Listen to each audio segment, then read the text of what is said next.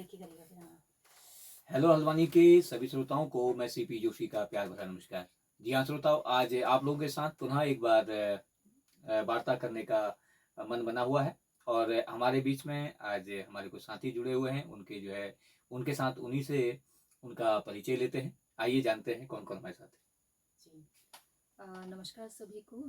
मेरा नाम भावना पवार है और मैं रीच की तरफ से डिस्ट्रिक्ट कम्युनिटी कोऑर्डिनेटर हूँ, जो कि ट्यूबरक्लोसिस पर काम करती है संस्था। और इस वक्त मैं 2 डिस्ट्रिक्ट देख रही हूँ, एक डिस्ट्रिक्ट पौड़ी गढ़वाल है और दूसरा नैनीताल की जिम्मेदारी भी मैं ही देख रही हूँ। जी, क्या बात है।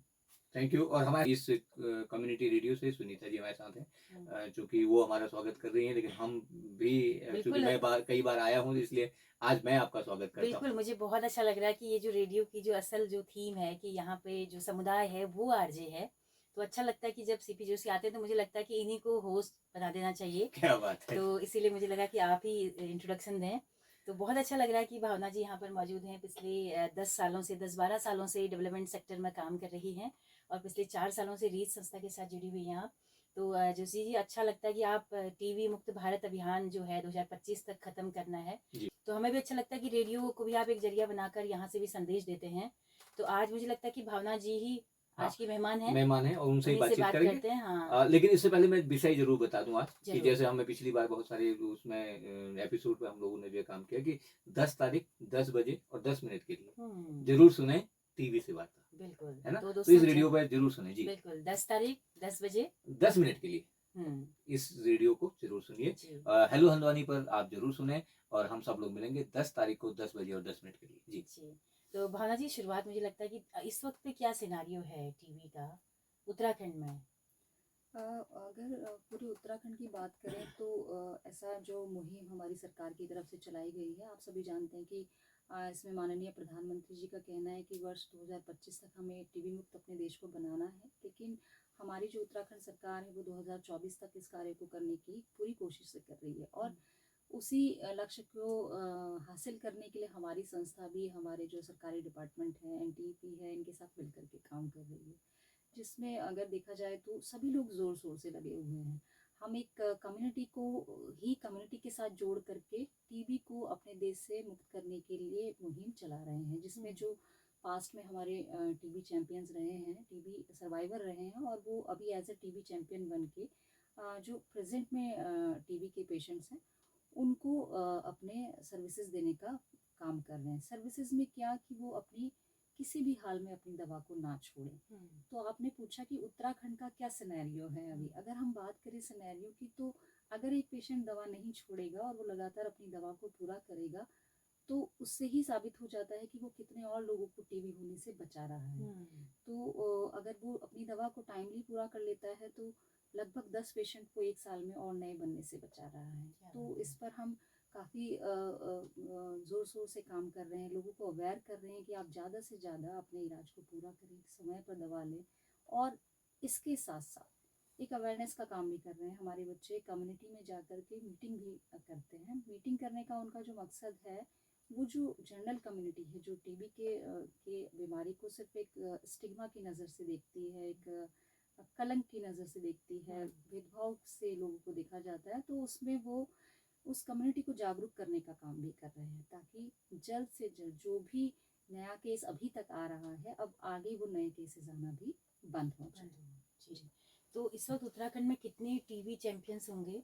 अभी जो हमारी रीच संस्था है, हम लोगों ने वर्ष 2021 सितंबर वर्ष 2021 से अपना कार्यक्रम यहाँ पर शुरू किया था और अभी प्रेजेंटली हम लोग 5 डिस्ट्रिक्ट में काम कर रहे हैं। अदर में भी हमारे टीबी चैंपियन हैं, लेकिन हमारी संस्था के द्वारा 54 टीबी चैंपियंस को उस वक्त उनका कैपेसिटी बिल्डिंग किया गया था। अच्छा। और जो टीबी चैंपियंस की बात हम करते हैं, जैसे हमारी 2 चीजें हैं। एक तो है कि टीबी की दवा जिसने खा ली है और वो ठीक हो गया, उसको हम टीबी सर्वाइवर के रूप में लेते हैं। जी। वो सर्वाइव किया है उसने, अब वो ठीक हो गया है। और दो चैंपियन का मतलब ये है कि उनमें से जो लोग अपने ताकत से पूरी तरीके से जोर लगा कहते कि हाँ मैंने दवा खाई और मैं ठीक हो गया, उसको हम चैंपियन कहते हैं। और वो फिर काम भी करे, वो काम भी करे, फिर वो काम अपने लेवल। देखिए 2-3 लेवल हैं। एक तो जैसे कहीं गवर्नमेंट पे जॉब मिल गई तो हो सकता है, किसी ऑर्गेनाइजेशन के साथ जॉब मिल गई तो हो सकता है। मैक्सिमम लोग हमारे ऐसे भी हैं, कई लोग ऐसे हैं जो कि अपने आप कुछ काम कर रहे हैं। अच्छा। अपने आप लोगों को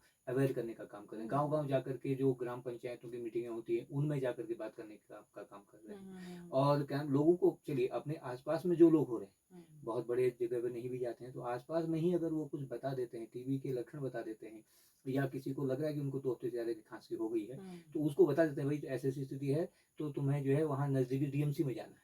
तो अगर वो वहाँ से को भेज देता है तो वो उस टीबी चैंपियन का बहुत बड़ा रोल हो जाता है। जी, जी, जी, जी। तो टीवी चैंपियन 54 आपने उस वक्त पे तैयार किए थे, जी, तो वो सारे लोग इस वक्त पे काम कर रहे जी। हैं। इस वक्त लगभग हमारे साथ पे मतलब 46 बच्चे हैं जो अभी एट प्रेजेंट हमारे साथ। तो भावना जी, आप पिछले 4 सालों से हैं, और कैसे देख रही हैं आप, मतलब क्या-क्या चुनौतियाँ बनी हैं टीवी को लेकर? पहाड़ों में क्या स्थिति है, शहरों में क्या स्थिति है? देखिए, दोनों तरीके से अगर आप देखें, मैदानी क्षेत्रों में अपनी परेशानियां हैं और पहाड़ी क्षेत्रों की आप जानते हैं कि अपनी परेशानियां हैं। यहाँ पेशेंट को मोबिलाइज करना पहाड़ों में थोड़ा सा मुश्किल होता है, क्योंकि वैसे तो अभी फैसिलिटीज़ हमारी हर जगह तक लगभग पहुँच गई हैं, लेकिन फिर भी कुछ जगह जो अभी हमारे नज़रिए से या हमारी सोच से थोड़ा सा दूर हो जाती हैं, तो लोग नहीं पहुँच पाते हैं। तो हमारी ये पूरी कोशिश रहती है कि किसी न किसी अभियान के तहत या आह्वान के तहत ये हम उन तक मैसेज पहुंचा पाएँ कि अगर किसी को भी 2 हफ्ते से ज़्यादा की खांसी है, तो वो अपने नियर बाय अस्पताल में जाकर के अपनी जांच कराए और जल्द से जल्द वो अपने इलाज को, अगर पॉजिटिव पाया जाता है तो अपने इलाज को वो शुरू करे।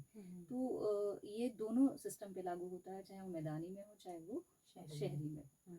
तो शहरों में भी लोग इतना, क्योंकि स्टिग्मेटाइज हैं, जल्दी से बाहर नहीं आना चाहते हैं, तो वहाँ अलग तरीके के अभियानों को चलाया जाता है। वहाँ पे भी लोग, हमारे जो टीबी चैंपियंस जिनकी अभी तक हम बात कर रहे थे, वो घर घर जाकर के भी अवेयर कर रहे हैं। जो घर से नहीं बाहर आना चाहता है, उनके घर जाकर के होम विजिट भी किए जाते हैं। पहाड़ों में भी यही है, लेकिन पहाड़ों में कई बार ये होता है कि टीबी चैंपियन के लिए उस स्थिति तक पहुंचना या उस जगह तक पर्टिकुलर पहुंचना थोड़ा मुश्किल हो जाता है, तो मैसेज थोड़ा देर से पहुंचता है, तो थोड़ा सा यहाँ पे परेशानियाँ ज़्यादा होती हैं। इस पे देखा जाए तो दोनों जगह पर अपनी अलग अलग परेशानी, जैसे कि उन्होंने बताया, भावना जी ने बताया। मेरा मानना यह है कि अगर हम प्लेन्स की बात करें तो यहाँ घनी आबादी है, तो यहाँ घनी आबादी की वजह से फैलने के ज़्यादा चांसेस हैं। और अगर मैं पहाड़ की बात करूं तो पहाड़ में दूरियां बहुत हैं। पहाड़ में जो व्यक्ति अगर किसी दूर गांव, दूर दराज के किसी गांव के किसी घर में बैठा हुआ है, तो वो वहां से हॉस्पिटल आने के लिए उसको दिक्कत हो जाती है। आवाजाही भी कम है, आवाजाही कम है, अधिक से अधिक अपने खेत में जाएगा, अपने घर में रहेगा, है ना। तो इसलिए अगर उसको बाइडियो किसी तरीके से हो गया तो फिर वो वहीं दबा रह रहा है। तो ये एक बड़ी चुनौती दोनों। ऐसा भी है कि पहाड़ की आबोहवा भी उसको ठीक करने में मदद करती है। वो तो देखिए, सवाल ये है, यहाँ हम घने जो प्रदूषण के बीच है, ठीक है, 10-20 या 7-8 लोग एक ही कमरे में रह रहे हैं। वहाँ तो एक आदमी एक कमरे में अगर रह रहा है या 2-3 लोग भी एक कमरे में रह रहे हैं, उसके बाद जो सुबह जो खुली हवा आती है उससे वो अपने आप ठीक हो जाते हैं। इसीलिए शायद जितने जंगल में हमारे जो ट्यूबरकुलोसिस सेंटर जो बने थे पहले, भवाली में है या और दूसरी जगह में, उधर पौड़ी के वहाँ भी है। हाँ, पौड़ी में है वो, क्या नाम है उसका, जहाँ मिलिट्री का वो है, लैंसडाउन, उस साइड में अंग्रेजों के बनाए हुए हैं। तो है ना, तो इसीलिए बनाए कि वो वहाँ पर खुला वातावरण है, हवा खुली चलती है, तो इसलिए वहाँ पर। अच्छा, इम्यूनिटी का इसमें बड़ा रोल है ना, बहुत। आपकी रोग प्रतिरोधक क्षमता कम है तो आपको वो सोया हुआ जो टीबी का रोगाणु है वो एकदम जग के आ जाएगा। मैं इस लोगों को जब बातचीत करता हूँ तो उनसे बात ये है कि हर व्यक्ति के अंदर टीबी का कीटाणु मौजूद है, क्योंकि टीबी का कीटाणु जो है बाहर फैल रहा है, बाहर सर्वाइव कर रहा है। तो वो अभी मान लिया मेरे अंदर है, मैं आपसे बात कर रहा हूँ तो हवा तो हम सांस लेने में कोई दिक्कत नहीं करते, आप मेरे सामने हैं तो आपके अंदर से गया। लेकिन अब वो इफेक्टेड कब है, वो हमें दिखता कब है, या हम टीबी के मरीज कब बनते हैं, जब हमारा इम्यून सिस्टम कमजोर हो जाएगा। तो ज्यादातर गरीब तबके के लोग इससे सफर करते हैं, ऐसा है? वैसे कहा जाता है कि गरीबों की बीमारी है, लेकिन ऐसा है नहीं। अच्छा। डिपेंड, वही अभी हम जो इम्यूनिटी की बात कर रहे हैं, रोग प्रतिरोधक क्षमता की बात कर रहे हैं, वो बिल्कुल सही बात है। कभी भी किसी की इम्यूनिटी अगर कमजोर हो जाती है, इसमें अगर हम बड़े बड़े एग्जांपल्स हैं हमारे सामने, अमिताभ बच्चन जी को ले लीजिए। उनको भी एक समय में ट्यूबरक्लोसिस हुआ था। नेल्सन मंडेला है, उनको एक समय में ट्यूबरक्लोसिस हुआ था। इतनी बड़ी कमला नेहरू जी हैं, जो देखिए कितने बड़े परिवार से ताल्लुक रखती हैं, और उसके बावजूद भी वो टीबी की पेशेंट बनी। तो ये ऐसा, जैसे ज्यादातर केस ये अपवाद स्वरूप होंगे जैसे हम ज़्यादातर केस जो टीबी मरीजों को देखते हैं तो एक हड्डी नुमा ढांचा हमें दिखता है जी और बड़े मतलब दुबले पतले खांसते कमजोर तबका हमें एक दिखता है, तो ज़्यादातर जो है वो तबका है। एक्चुअली क्या है ना कि जब टीबी हो जाती, जो आप देखते हैं वो सिनेरियो है 6 महीने 2 साल के बाद। अच्छा जी जब मेरे को हो गई, भाई ओह मैं देखिए ना खाता पीता आदमी हूँ, ओके अगर मुझे टीबी हो गई तो अब मेरी स्थिति में यही आएगा कि मैं अभी कुछ किसी साथी की कहानी भी सुनाएंगे हम, कई बार ऐसा हुआ है कि वो जब पहले था बहुत अच्छा था, हृष्ट पुष्ट था, सब कुछ था, जब टीबी हुई तो उसके बाद वो सिकुड़ता गया, फिर खांस रहा है, क्योंकि खांसी तो मेन है, खांसेगा, झुकड़ेगा, दाढ़ी बढ़ेगी, बाल बढ़ेंगे, कुछ और होगा तो अपने आप गरीब जैसा ही दिखेगा। तो मेरा मानना तो ये है ना, ये इसमें। बिल्कुल। तो कैसे फिर क्या क्या आप कर रहे हैं, अभियान क्या क्या चल रहे हैं, निक्षय योजना क्या है उस पर थोड़ा बताइए, लोग कितना रिस्पॉन्स उस योजना पर दे रहे हैं?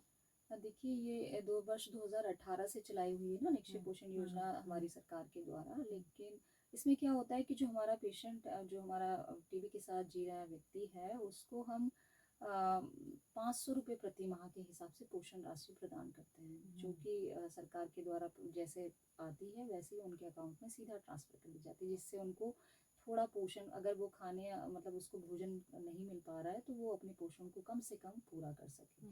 दूसरा इसके साथ साथ अभी आपने देखा है कि पिछले वर्ष में अगर हम 2023 की बात करें तो निक्षा मित्र आपने एक शब्द सुना होगा, जो काफ़ी चर्चा में भी रहा, लोगों को अपील की गई कि आप आगे आएँ और एक निक्षय या क्षय रोगी के साथ जो क्षय के साथ जो जी रहा व्यक्ति है उसके आप साथी बने, मित्र बने, और आप उसे उन 6 महीनों में जब तक वो उस बैक्टीरिया के साथ में है आप उसकी पोषण की जिम्मेदारी लें। तो ये एक महत्वपूर्ण पहल रही है हमारे लोगों की तरफ से और इसमें लोग आगे भी बहुत बढ़ कर के आए हैं, तो इससे बहुत फ़ायदा मिला है। हमारी रीच संस्था की तरफ से भी जो बच्चे हमारे साथ जो PWTB या हमारे जो TBCs काम कर रहे हैं, टीबी चैंपियन काम कर रहे हैं, वो उन जिनके साथ ये बैक्टीरिया के साथ जी रहे जो व्यक्ति हैं उनको और जो देना चाहता है, जो निक्षय मित्र बनना चाहता है, उनको एज अ ब्रिज का भी काम कर रहे हैं। डायरेक्टली वो उनसे उनको बात करा देते हैं कि देखिए, क्योंकि वो तो उस व्यक्ति को पहचान रहे हैं जो टीबी के साथ जी रहा है, तो बता देते हैं कि इसको ज़्यादा ज़रूरत है और आप कोशिश करें तो इसके साथ आप कोई आंकड़ा बता पाएंगे कि स्टेट में कितने लोगों ने कितने निक्षय उनको गोद लिया हुआ है टीबी मरीजों को? इसमें अगर हम देखें तो पूरे भारत में की बात करें तो उत्तराखंड अपने आप में सबसे एक शायद पहला ऐसा राज्य है जिसके पास सबसे ज्यादा निक्षय मित्र है। अच्छा जी, उत्तराखंड की बात करें है ना, तो संख्या का वो नहीं कर सकते, लेकिन अच्छा है। दूसरी बात मैं आपको बताऊं कि रीच ऑर्गेनाइजेशन की ओर से एक जो है उत्तराखंड टीबी मुक्त नेटवर्क संस्था का गठन किया गया, मतलब जिसको सपोर्ट करने के लिए रीच ऑर्गेनाइजेशन भी साथ रही। तो आज की डेट में उत्तराखंड टीबी मुक्त नेटवर्क संस्था जिसका हेड ऑफिस देहरादून में है, पूरे उत्तराखंड में ये काम कर रहा है। उसमें देहरादून की ही अगर मैं बात करूं तो देहरादून में करीब करीब जो है हमने 100 ऐसे लोगों को जो निक्षय मित्र बना दिया है। ऐसे लोग, और उनको उनके जो हमारे टीवी PWTB है उनके साथ जोड़ दिया है। अच्छा, तो बहुत सारा काम हमारा चल रहा है और बहुत सारे लोग और बहुत अच्छी तरह से हमारे साथ उसमें जुड़े हैं, तो ऐसा लगता है कि बहुत जल्दी हम इस पर विजय पाएंगे। क्या बात है। तो क्या संदेश देंगी पुष्पा जी, सॉरी भावना जी, आप आई हैं आज और पौड़ी और वहाँ का नैनीताल का जिम्मा भी आपको मिला और पौड़ी का आप लंबे समय से देख रहे हैं। आज तो डबल वो देने वाली है, डबल चार्ज आपके पास हैं, तो कुछ डबल संदेश।